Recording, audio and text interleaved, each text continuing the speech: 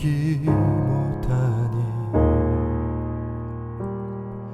내 모든 것 내어주고 나 그들을 얻으리라. 여호와께 돌아가자.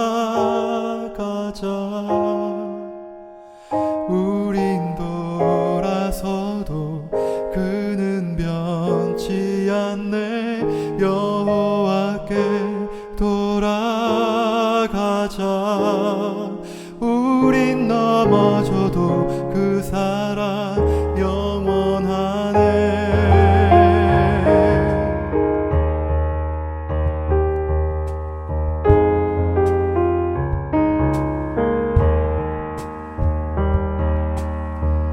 내 백성이 나를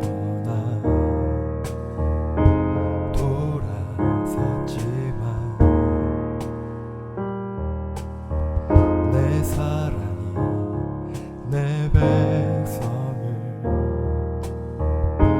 보기 못하니 내 모든 것 내어주고 나 그들을 얻으리라. 여호와께 돌아가자. 우린 돌아서도 그는 변치 않네. 여호와께 돌아가자. 우린 넘어져도 그 사랑 영원하네. 사랑을 오래 참고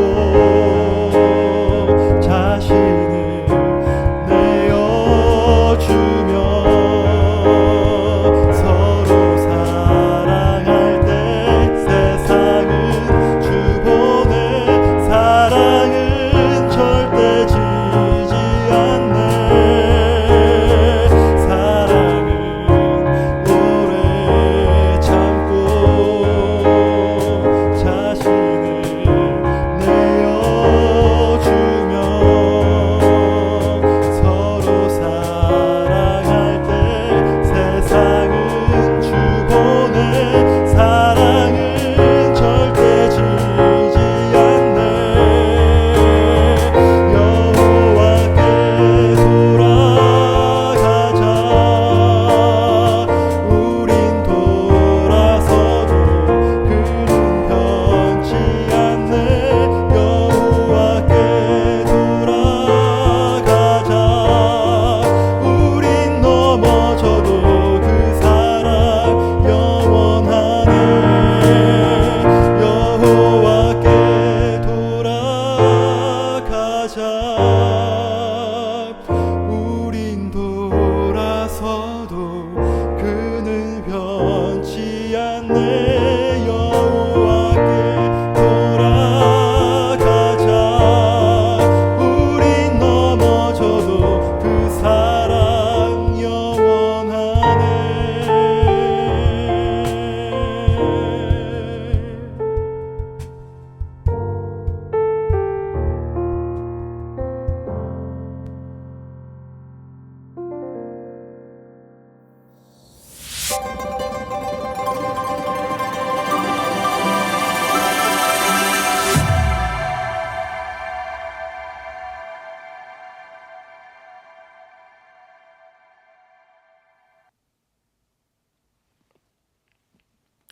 성도 여러분들 안녕하십니까? 행복한 안식일을 시작하는 시간이 되었습니다. 이제 함께 찬미를 부르시면서 이 예배를 열겠습니다. 처음에 부르실 찬미는 155장 찬미입니다. 큰 심판을 열고. 혼성중창 찬양팀의 찬양 인도로 함께 부르시겠습니다.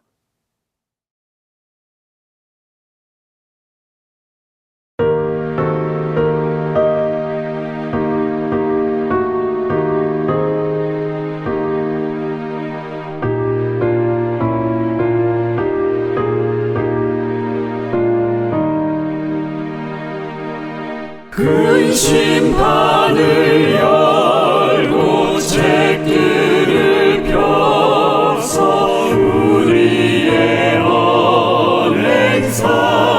잡힐 때 심판장 되신 주님 앞에 어찌 능히 서리요. 그날에 어찌 서리요. 그날에 어찌 서리요. 예비치 않고 어찌 설까. 죄악을 벗어야 하겠네.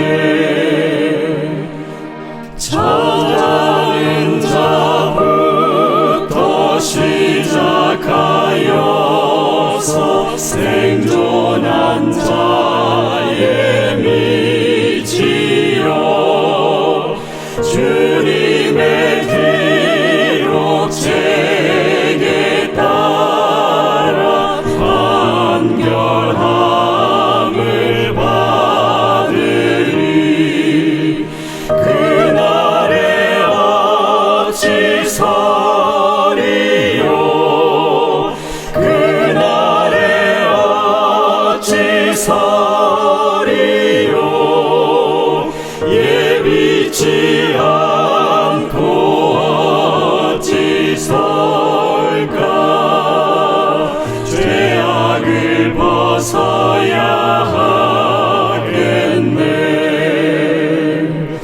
무죄악이 모두 드러난 후에 마지막 판결 내리면 호소할 길이 없으리니 어찌 능히 서리요. 그날에 어찌 서리요. 그날에 어찌 서리요. 예비치 않고 어찌 설까. 죄악을 벗어야 하겠네.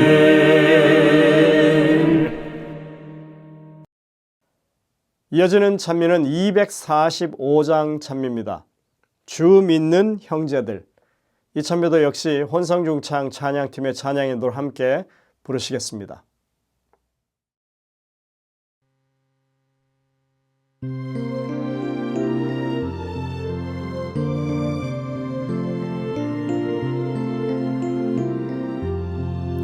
주 믿는 형제들 나누는 사랑이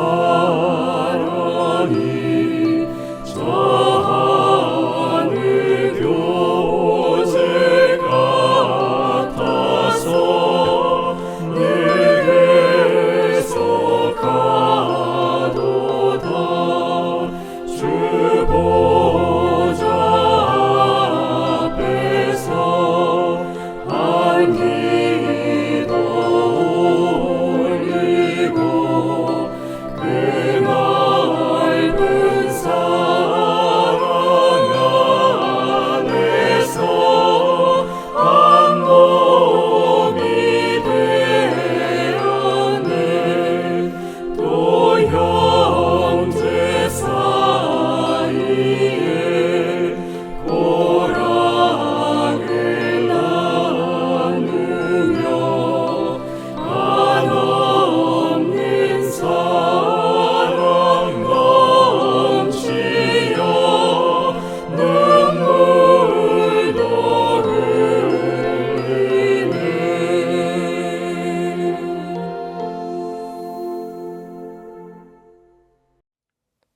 다음 찬미는 367장 찬미입니다. 주 안에 있는 나에게.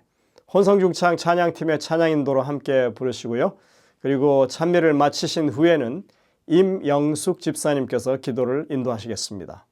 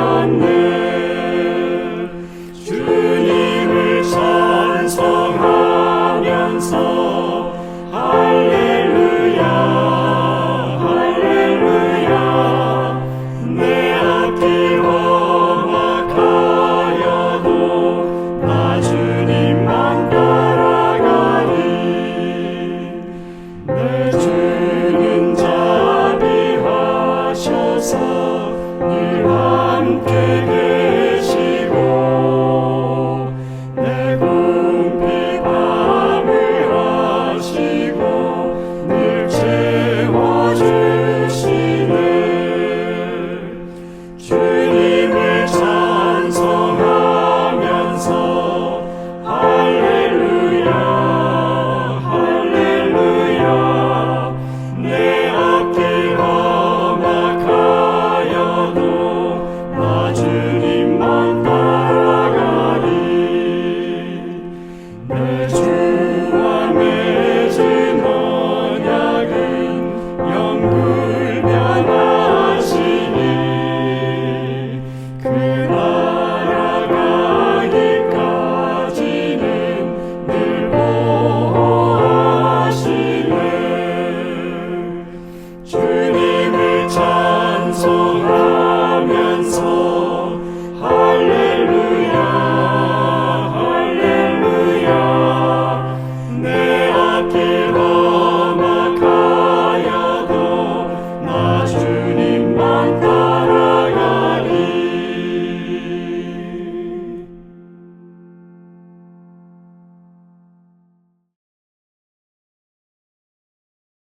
사랑과 자비가 넘치시는 주님, 이 거룩한 안식일을 또 허락하셔서 예배 드릴 수 있게 하시니 감사드립니다. 지난 한 주간도 주님의 뜻에 따라 온전히 살지는 못했습니다. 그럼에도 불구하고 우리가 주님의 은혜를 간절히 바라고 사모하는 심정으로 예배하오니 받아주시옵소서. 교과과정 공부 출애굽기를 통해 광야 같은 우리 삶 가운데 거하시는 주님의 은혜를 다시 한번 깨닫게 되었습니다. 오늘도 우리의 삶이 당신과 더욱 가까워지기를 예수님을 통해 역사하시고 인도하여 주시옵기를 간절히 바랍니다. 그래서 주님과 늘 가까이 동행하는 주님이 기뻐하는 삶을 살게 하소서. 주님의 복된 말씀을 듣고 단위에 서시는 목사님을 기억하시고 말씀에 함께 하셔서 하나님의 은혜가 넘치게 하시고 우리 모두 변화받게 하옵소서. 죄 많고 부족하지만 예수 그리스도 이름에 의지하여 간절히 기도드리옵니다. 아멘.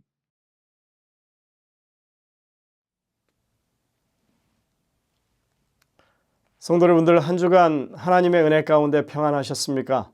오늘 맞는 이 안식일 참으로 여러분들의 마음 가운데 행복이 가득하고 또 기쁨이 있고 또 하나님께 주시는 참다운 평안이 넘치는 귀한 안식일 되시기를 간절히 바랍니다.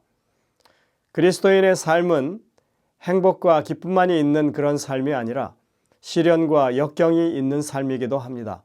그래서 우리가 신앙을 하는 동안에 정말 하나님을 의지하고 하나님께 구하는 그런 일들이 꼭 필요한 것입니다. 여러분들, 이제 가을의 문턱에 들어서는 이 계절에 정말 하나님을 더 간절히 찾게 되시기를 바랍니다. 하나님께서는 우리의 기도를 반드시 응답하십니다. 우리 주변에 질병으로 고통당하고 사고로 여러 가지 이 고통을 당하는 분들이 계심을 여러분들 잊지 마시기 바랍니다. 그분들이 정말 고통 가운데 하나님을 향해서 도움의 손길을 부르짖는 그 순간순간이 우리 주변에 있다고 하는 것 기억해 주시고 여러분들이 기도에 함께 참여해 주시기를 당부를 드립니다. 그리고 우리가 잘 알다시피 주변에는 너무나 많은 사람들이 고통 가운데 살고 있습니다. 여러 가지 이 사건, 사고, 재앙 그리고 전쟁의 그런 고통으로부터 정말 하나님의 도우심을 애타게 부르짖는 그런 사람들이 많이 있습니다. 우리가 정말 최선을 다해서 하나님께서 그들에게 개입하셔서 그들의 이 고통이 이제는 끝나고 정말 평안함이 이르러올 수 있도록 그렇게 기도하는 마음이 우리 모두의 마음이 되어야 하리라고 생각합니다. 그리고 무엇보다도 이 교회가 교회 본연의 모습을 가지고 하나님께 주신 사명에 충실할 수 있는 교회가 되도록 우리가 무엇보다도 간절히 하나님께 간구해야 할 것입니다. 여러분들, 이 계절에 저희들이 하나님을 더욱 간절히 찾는 그리고 하나님께 우리의 모든 것을 의탁하고 주님께 내어 맡기는 그런 기도의 이 부흥을 맡게 되시기를 간절히 바랍니다. 오늘 저녁에는 로즈미드 교회를 섬기시는 장기승 목사님께서 말씀을 준비하셨습니다. 이제 준비된 특창을 들으신 이후에 말씀을 듣도록 하겠습니다. 은혜가 넘치는 귀한 시간 되시기를 간절히 바랍니다.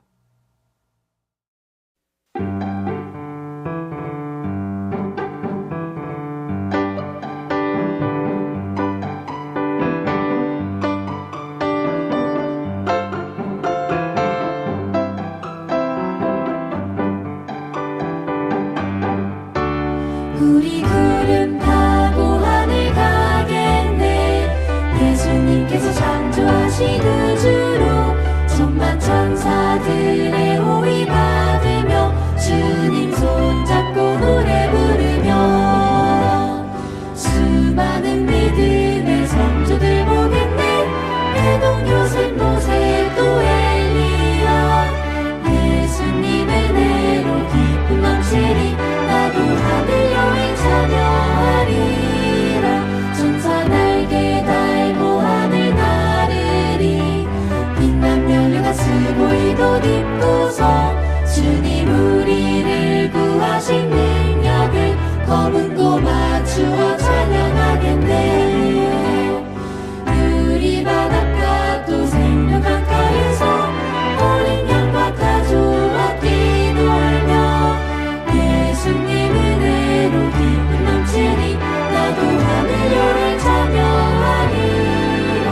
빛난 금도산 거룩한 시온산 생명나무의 열매 담아 생명수 옅은 진주는 찬란한 금거리 영원한 평화와 복되하시니. 우주의 공인과 천사들의 찬양 셀 수 없이 많은 주 자녀들 이 땅의 슬픔은 모두 잊으리. 나도 하늘 여행 참여하리라. 구름 마차 타고 가리라. 주님 얼굴 보리라.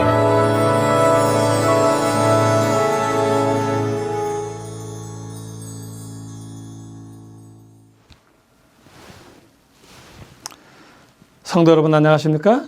예, 반갑습니다. 9월 한 달 동안 여러분들과 함께 말씀을 나눌 수 있는 특권을 받게 돼서 참으로 하나님께 감사합니다. 이번 9월 한 달 동안 저는 여러분들과 함께 누가복음 15장에 나타나는 15장에 있는 탕자의 이야기를 좀 살펴보려고 합니다. 그 첫 번째 시간으로 오늘 말씀의 제목은 무모한 아버지라고 하는 제목으로 말씀을 나누겠습니다. 오늘 본문의 말씀은 누가복음 15장 20절로 23절입니다. 누가복음 15장 20절로 23절입니다. 아버지께 돌아가니라.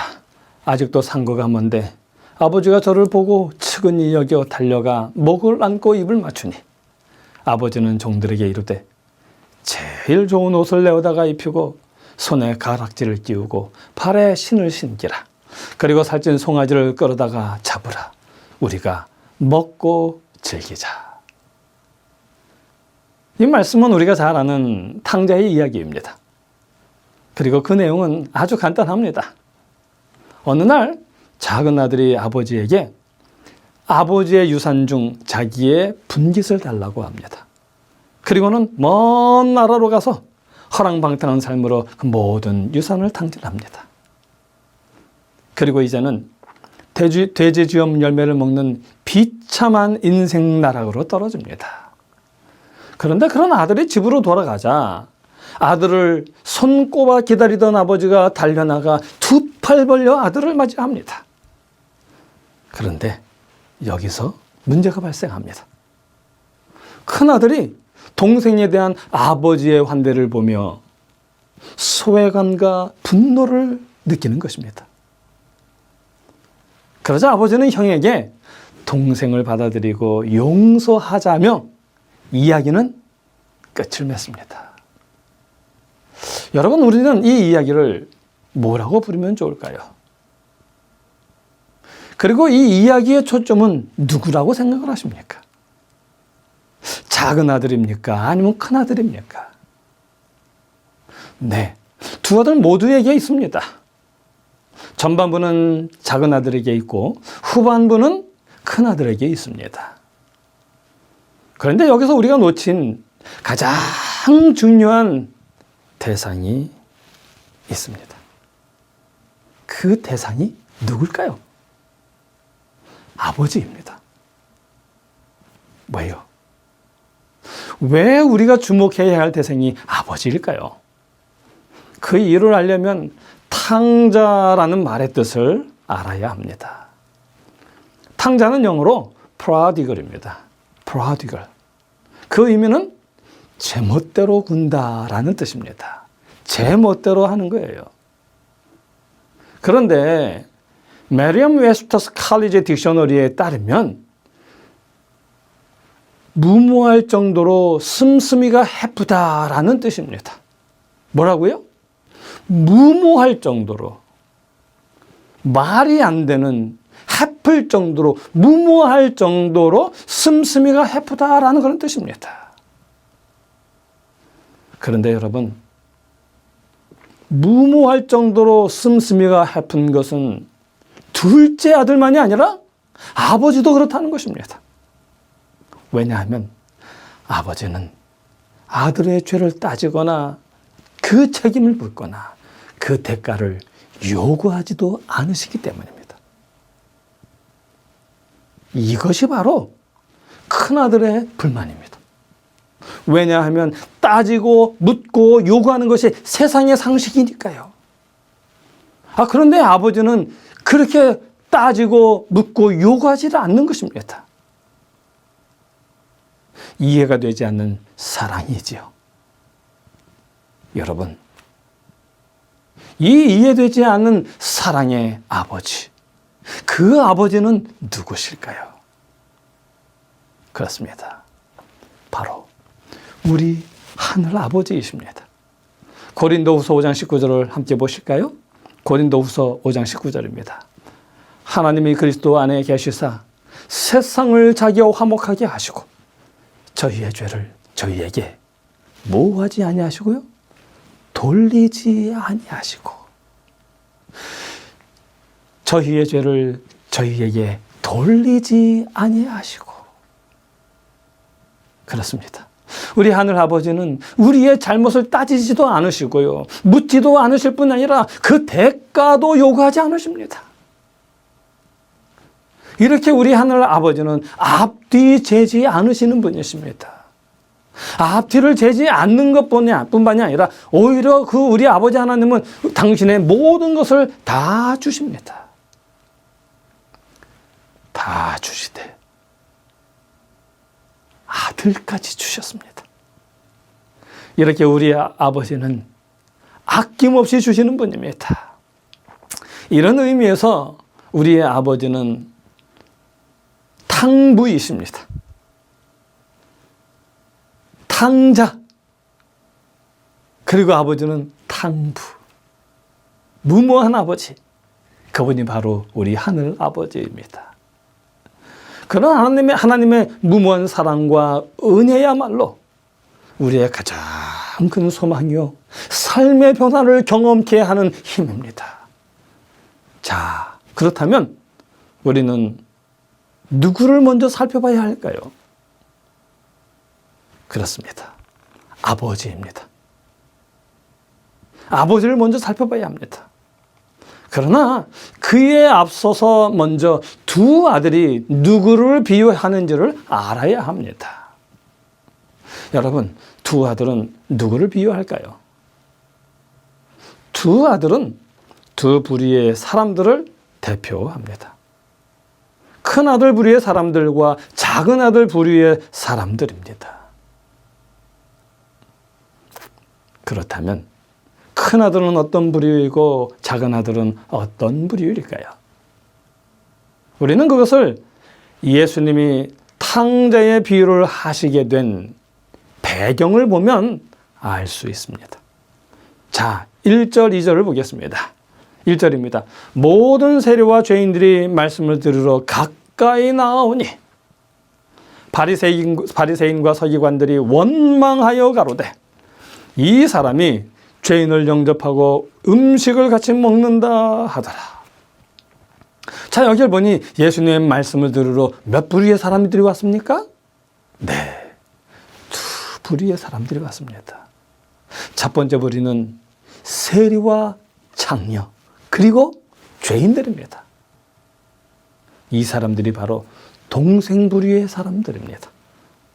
그들은 율법을 따르지 않았을 뿐 아니라 유대의 정결 의식도 따르지 않았습니다. 그래서 그들도 작은 아들처럼 사회와 가정의 전통을 버리고 집을 나가 허랑방탕했습니다. 자, 이제 그리고 두 번째 부류. 그 두 번째 부류는 형과 같은 부류들입니다. 그 두 번째 부류, 형과 같은 부류로 그들이 바로 누구냐 하면 바리새인들과 서기관들입니다. 그들은 자라면서 배운 전통 윤리를 고수했고요. 성경을 공부하고 그대로 순종했습니다. 예배도 충실히 드렸고 기도도 열심히 했습니다. 그런데 바리새인들과 서기관들이 세리와 죄인들이 예수님께 왔을 때에 어떻게 반응을 합니까? 자, 누가복음 15장 2절을 보겠습니다.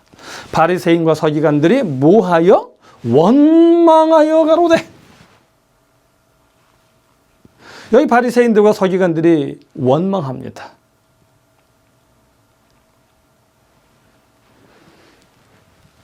세리와 죄인들이 예수님이 오니까 원망하는 거예요.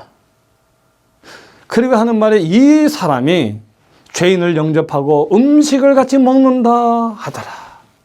뭐라고요? 예수님 뭘 어떻게 하신다고 원망합니까? 세리와 죄인들을 받아들인다고 원망합니다. 그리고 그들과 함께 음식을 먹는다고 원망합니다. 이것이 그들의 원망이었습니다. 세리와 죄인들을 받아들인다는 것이 그들의 원망이었습니다. 오늘 우리는 어떤 부류의 사람들입니까? 제멋대로 사는 동생입니까? 아니면 성경의 규정대로 행하기는 하나 자기의 기준으로 남을 판단하는 형과 같은 종교인입니까?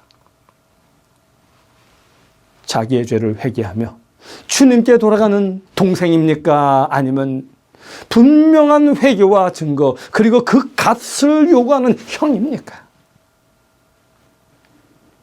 예수님은 이 이야기를 통해 동생의 해로운 자기 중심성을 책망하시며 아울러 형의 도덕주의적인 삶도 책망하십니다. 그리고 종교를 등진 사람이나 종교적인 사람 둘 다 잃어버린 존재라고 말씀하십니다. 오늘 우리가 하나님을 등졌다면 잃어버린 사람들입니다. 오늘 우리가 동생들을 긍휼히 여기며 보듬지 못한다면 집에서 잃어버린 큰아들입니다. 그러므로 어쩌면 우리가 알던 탕자의 이야기는 예수님을 신실히 믿고 산다고 자부하는 우리들을 위한 이야기일지도 모릅니다. 아니, 우리들의 이야기죠. 오늘 우리 이 이야기를 통해서 우리 자신을 돌아보게 되기를 간절히 바랍니다. 그리고 우리의 죄를 우리에게 돌리지 않으시는 아버지처럼 형제의 허다한 허물을 덮는 진정한 그리스도인이 되기를 간절히 바랍니다. 자, 그럼 사랑을 낭비하는 계산하지 않는 하나님의 아버지의 사랑을 살펴보도록 하겠습니다. 아버지의 사랑을 살피기 위해서는 우리가 두 아들을 살펴보아야 합니다. 자, 먼저 작은 아들을 살펴보겠습니다. 여러분, 왜 그가 탕자입니까? 먼 나라로가 아버지의 유산을 다 탕진했기 때문입니까? 그렇습니다. 그러나 그보다 더 근본적인 이유가 있습니다. 그것은 그가 아버지에게 자기가 받을 아버지의 유산을 달라고 한 것입니다. 왜냐하면 유산이란 아버지가 돌아가신 후에 비로소 아들에게 주어지는 것입니다. 그러므로 유산이란 절대로 아버지가 살아 계실 때에는 받을 수 없는 것입니다. 그러므로 살아계신 아버지에게 유산을 달라고 하는 말은 대단히 무리한 말입니다. 왜냐하면 그 말은 곧 아버지가 빨리 죽기를 바란다는 말과도 같기 때문입니다. 그리고 그 말은 곧 아버지의 재산만 원하고 아버지는 싫다는 뜻이기 때문이에요. 그러므로 지금까지 그에게 아버지란 유산을 물려받기 위한 수단이었습니다. 그런데 이제 그 관계마저도 지겨워졌다는 것입니다. 아버지에게서 벗어나고 싶어졌습니다. 그래서 유산을 달라고 하는 것입니다. 그런데 아버지의 반응은 더 충격적입니다. 고도의 가부장 사회에서는 아버지에 대한 존경과 예의는 그 무엇보다도 더 중요했습니다. 그렇다면 작은 아들에게 보일 아버지의 반응은 뭘까요? 호통치며 아들을 집에서 쫓아내는 것이 아버지의 반응일 것입니다. 그런데 아버지는 그러기는커녕 두 아들에게 유산을 나눠줍니다. 우리가 이 의미를 이해하려면 12절의 말씀을 이해해야 합니다. 누가복음 15장 12절. 둘째가 아비에게 말하되 아버지여 재산 중에서 내게 돌아올 분깃을 내게 주소서 하는지라. 아비가 그 살림을 각각 뭐 했어요? 나눠 주었더니. 살림을 나눠 주었습니다. 여러분 여기서 살림이라는 그 말의 원어인 헬라어는 비오스예요. 근데 그 살림이라는 그 헬라어 비오스는 그 원래의 의미가 뭐냐 하면 생명입니다. 생명. 우리가 이 헬라어 비오스를 주목하는 이유는 재산을 지칭하는 다른 많은 단어들이 있는데 예수님이 굳이 생명을 의미하는 비오스를 사용하셨기 때문입니다. 왜 그러셨을까요?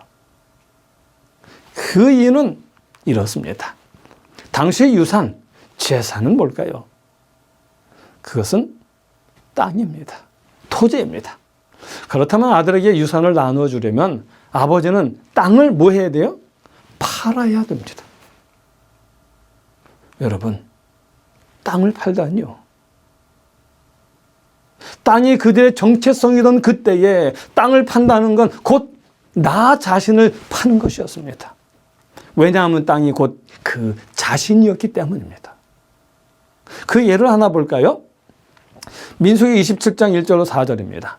요셉의 아들 므낫세 가족의 므낫세의 현손 마길의 증손 길르앗의 송자 헤벨의 아들 슬로브앗의 딸들이 나왔으니 그 딸들의 이름은 말라와 노아와 호글라와 밀가와 디리사라. 어찌하여 아들이 없다고? 우리 아버지의 이름이 그 가족 중에서 뭐요? 삭제되리까? 아니 아들이 없다고 우리 아버지 이름이 어떻게 없어져야 되느냐 그 말이에요. 우리 아버지의 형제 중에서 우리에게 기업을 주소서 하매. 자, 여기 내용이 무슨 내용입니까? 한번 보십시오. 땅을 받지 못한다는 건 곧 뭐예요? 없어진다는 것입니다. 땅을 받지 못한다는 것은 그 존재가 기억됨이 되지 못한다는 것입니다. 그러므로 땅을 받았다는 것, 땅이 있다는 건 곧 그 이름이 기억된다는 겁니다. 이처럼 땅은 그 땅 주인의 존재의 상징입니다. 그래서 하나님은 내 친족의 땅을 회복시켜주는 기업물을 자의 이야기를 통해 우리의 구원을 이야기하신 것입니다. 땅을 잃어버린 자들이 희년을 통해 그 그 잃어버린 땅을 다시 얻게 하는 이야기를 통해서 우리의 구원을 이야기하고 계시는 것입니다. 그래서 유산을 달라는 것은 아버지의 목숨을 찢어달라는 것입니다. 그런데 여러분, 아버지가 어떻게 하셨습니까? 아들을 사랑하기 때문에 아들이 요구하는 대로 해줍니다. 아버지는 사랑을 거부당한 고통뿐 아니라 처참한 명예훼손까지 견딥니다. 이처럼 아버지는 줄곧 괴로움을 견딥니다. 사랑 때문에 그 모든 것을 견디신 것입니다. 이처럼 우리 하늘 아버지는 가치 없는 우리를 무모할 정도로 헤프게 사랑하십니다. 그래서 우리 하늘 아버지는요, 무모한 아버지입니다. 방탕한 아버지입니다. 그런데 그 아버지가 무모한 아버지, 방탕한 아버지인 그 더 큰 이유가 있습니다. 자, 보십시오. 유산을 받은 아들은 곧 아버지를 떠나 먼 나라로 가서 방종과 경박한 쾌락으로 그 재산을 다 탕진합니다. 그리고는 돼지 신세가 됩니다. 그러자 비로소 그는 스스로 돌이킵니다. 그리고 자기가 죄를 지어서 아들의 자격을 잃었음을 시인하게 되죠. 그리고 한 계획을 세웁니다. 아니, 계획이라고 말하긴 뭐하죠. 계략을 세웠죠. 그게 뭡니까? 아버지에게 자기를 품꾼 중에 하나로 받아달라고 하는 것입니다. 여러분, 품꾼은 뭐고 종은 뭐지요? 종은 주인의 소유예요. 주인의 집에 살며 주인을 위해 사는 일을 하는 자들이 종이에요. 그러나 품꾼은요, 인근 마을에 살면서 자기의 일한 품삯을 받는 일꾼들이 바로 품꾼이에요. 자, 그렇다면 자기를 품꾼의 하나로 받아달라고 하는 것은 어떤 의미입니까? 이렇게 해서라도 자기가 빚을 갚겠다는 것입니다. 왜냐하면 자기가 다시 집안에 들어갈 자격이 없기 때문입니다. 이렇게 작은 아들은 계획을 세우고 집으로 돌아갑니다. 그런데 아버지가 어떻게 합니까? 아들을 먼저 알아보고는 상거가 먼데도 달려갑니다. 그 옛날 고도의 가부장 시대에 아버지가 달려간다는 건 있을 수 없는 일입니다. 그런데 아버지가 달려갑니다. 그것도 마을 사람들이 지켜보는 가운데 마을 한복판을 달려가 아들을 끌어안고 입을 맞춥니다. 그리고는 종들에게 명합니다. 제일 좋은 옷을 내어다가 입히고 손에 뭐예요? 가락지를 끼우고 발에 신을 신기라. 여기 말합니다. 제일 좋은 옷을 내어다가 입히라고요. 여러분, 집에서 가장 좋은 옷이라면 누구의 옷일까요? 아버지의 옷이겠지요. 그러므로 가장 좋은 아버지의 옷을 입힌다는 건 아들의 신분이 회복되었다는 사실을 증표합니다. 가장 좋은 옷을 입혔다는 것은 나는 내가 빚을 다 갚을 때까지 기다리지 않겠다는 것입니다. 내가 뼈 빠지게 노력을 다 할 때까지 기다리지 않겠다라는 그런 말입니다. 이렇듯 우리가 하늘집에 들어갈 수 있는 것은 우리의 힘으로가 아니라 아버지 때문에, 아버지가 받아주셔서 들어가는 것입니다. 아버지의 옷만이 나의 헐벗은 가난함과 누더기를 덮어 주실 수 있는 것입니다. 이렇게 아버지는 아들을 받아들이고 가장 좋은 옷을 입히시고는 가장 살찐 송아지를 잡아 잔치를 벌입니다. 여러분, 당시에 송아지는 가장 비싼 것으로 가장 기쁜 일이 있을 때만 잡는 것입니다. 그리고 거기에 더하여 풍악과 음악과 춤도 곁들여졌습니다. 이 모든 것이 둘째 아들을 환영하기 위한 것입니다. 여러분, 얼마나 감격스러운 이야기입니까? 그러므로 이 이야기는 그 어떤 죄도, 그 어떤 허물도 다 용서하시고 회복시키는 하나님의 사랑과 용서의 이야기입니다. 우리가 어떤 사람이고 어떻게 살아왔든 상관이 없습니다. 고의로 사람을 괴롭히거나 심지어 살아했어도 상관없고 자신을 지독히 학대했어도 상관없습니다. 작은 아들은 말합니다. 누가복음 15장 17절이요. 아버지에게는 양식이 풍족한 품꾼이 얼마나 많은고. 아버지 집에 양식이 풍족함을 알았다는 말은 아버지에게 뭐가 풍족함을 안다는 거예요? 아버지에게 은혜가 풍족하시다는 사실을 말하는 것입니다. 다시 말하 아버지에게는 용서하지 못하고 덮지 못할 죄가 없다는 말입니다. 이는 곧 아버지의 은혜는 한이 없다는 말입니다. 그러므로 탕자의 이야기는 무모할 정도로 헤프게 베푸시는 하나님의 사랑 이야기입니다.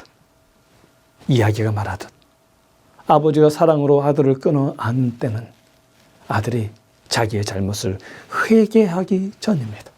아들이 생각한 회개의 말을 하기 전이란 말입니다. 그러므로 하나님의 은혜는 그 어떤 공로나 참여로 얻는 것이 아닙니다.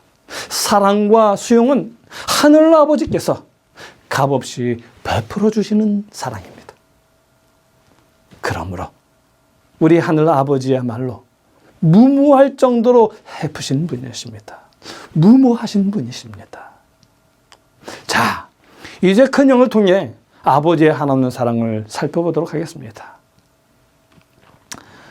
형은 종들을 통해 동생이 돌아왔고 아버지가 동생의 신분을 회복해 주었다는 말을 듣고는 격노합니다. 그리고 그는 아버지가 베푼 잔치에 들어가지 않습니다. 문 밖에 서서 아버지의 행동에 대해 오히려 공공연히 불평합니다. 이에 아버지가 밖으로 나가 큰아들에게 타이르며 들어가자고 하십니다. 그러나 큰아들은 한사코 거부합니다. 그런데 여러분, 큰아들이 격노한 이유가 뭡니까? 누가복음 15장 29절에 보면 이렇게 말합니다.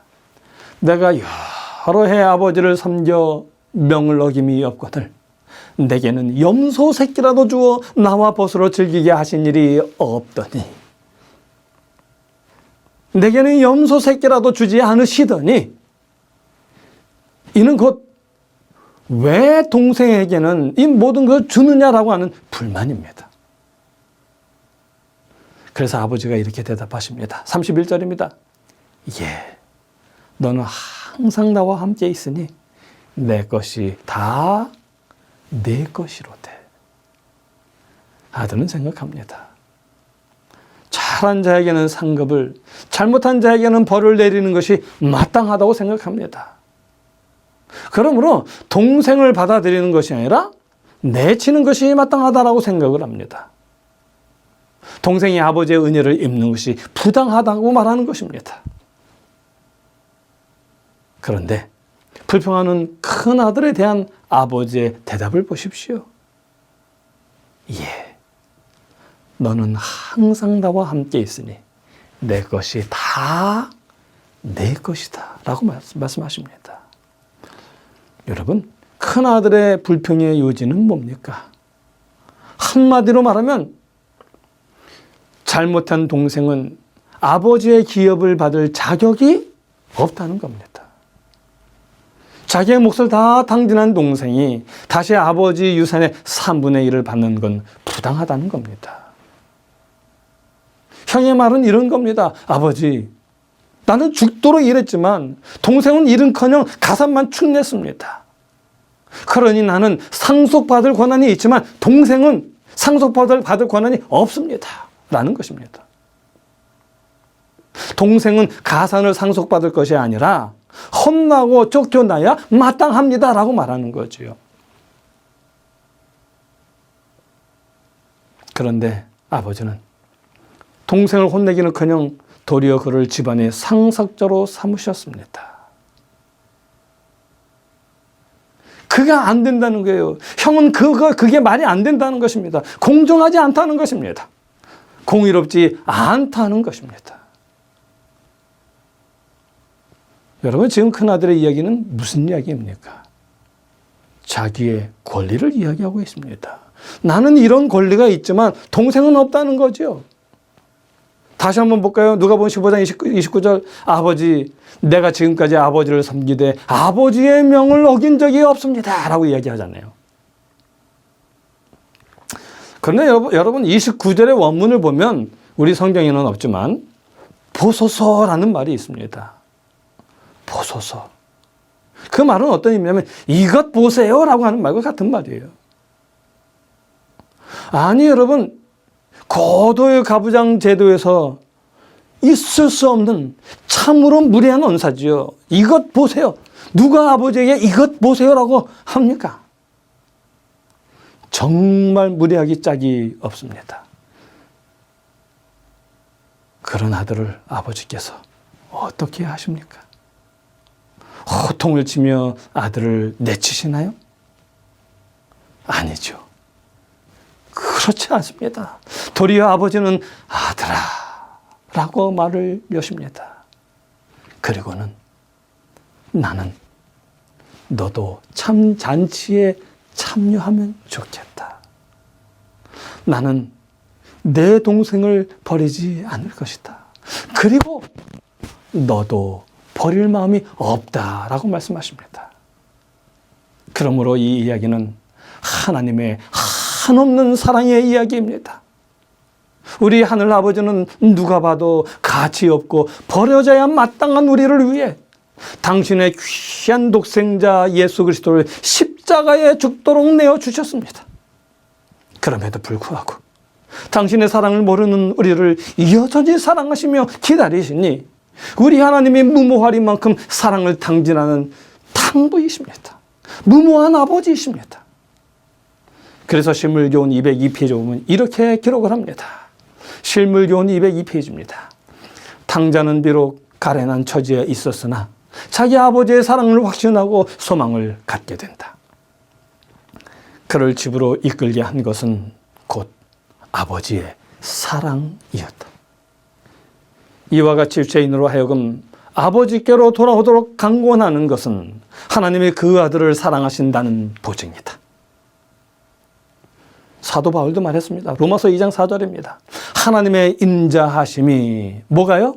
하나님의 인자하심이 너를 인도하여 뭐가요? 하나님의 인자하심이 너를 인도하여 회개하게 하신다라고 말합니다. 에베소서 1장 3절에도 보면 우리가 그리스도 안에서 그의 은혜의 풍성함을 따라 그의 표로 말미암아 구속 곧 죄사함을 받았느니라. 예레미야서 31장 3절에서도 이렇게 말합니다. 내가 무한한 사랑으로 뭘요? 무한한 사랑으로 너를 사랑하는 거로 인자함으로 너를 인도하였다. 여러분, 하나님의 사랑으로부터 오는 은혜와 긍휼은 아직도 위기에 처해 있는 모든 영혼의 주위를 둘러싸고 있습니다. 하나님의 사랑은 아직도 하나님을 떠나 살기로 선택한 사람을 불쌍히 여기시며 아직도 그러한 사람을 하늘 아버지의 집으로 돌아오게 하기 위하여 여전히 참고 기다리고 계십니다. 그래서 우리 하늘 아버지는 무모한 아버지이십니다. 여러분, 이제 우리도 아버지께로 돌아갑시다.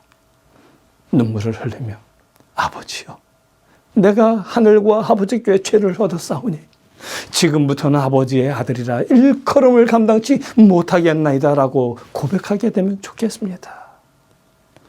그리고 평생 하늘을 바라보며 나를 용서하신 하나님의 사랑을 감사하다고 외치며 살아가는 우리 모두가 되기를 간절히 바라며 오늘의 말씀을 줄이겠습니다. 하늘에 계신 저희들의 아버지 하나님, 감사합니다.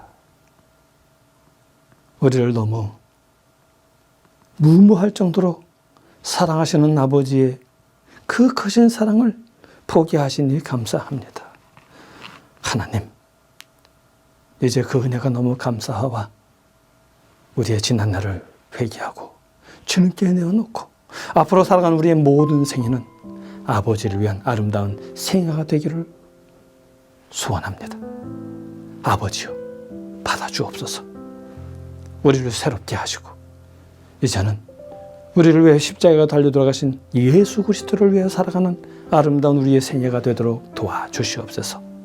그래서 하나님, 우리 하나님 아버지를 기쁘게 하고 그리고 아직도 하나님의 그 사랑을 모르는 모든 사람들에게 그 귀한 사랑을 드러내는 아름다운 복된 생애를 살아갈 수 있도록 우리를 축복해 주시옵소서.